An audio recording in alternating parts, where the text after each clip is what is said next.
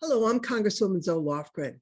I want to thank the Bay Area Labor Councils for inviting me to join you as we reflect on the life and legacy of Dr. Martin Luther King today. You know, Dr. King said that voting is the foundation stone for political action. When he delivered those words in 1965 at the height of the civil rights movement, he was leading a campaign to confront disenfranchisement in the South. His efforts culminated in the passage of the Voting Rights Act, legislation designed to end racial discrimination in our voting system and to provide equal access for all Americans at the ballot box. But today, we're seeing those gains systematically eroded. Even though top experts have repeatedly said that the 2020 election was the safest and most secure in our nation's history, Republican lawmakers across the country have unleashed a wave of anti-voter and election sabotage laws. According to the Brennan Center for Justice, between January 1st and December 7th, 2021, at least 19 states passed 34 laws restricting access to voting.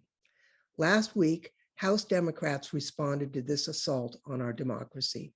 We passed the Freedom to Vote John R. Lewis Act, legislation vital to ensuring that every American has equitable and secure access to the ballot. Now, under this legislation, every voter would be able to vote early or by mail, would have the option of registering to vote electronically or in person on any day of early voting or on election day.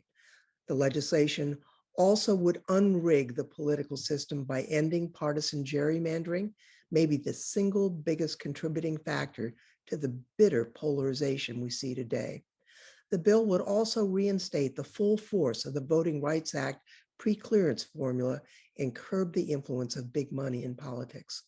The fate of these reforms depends on the rules of the United States Senate. I don't know how that issue will be resolved, but that uncertainty cannot deter us from responding to current conditions.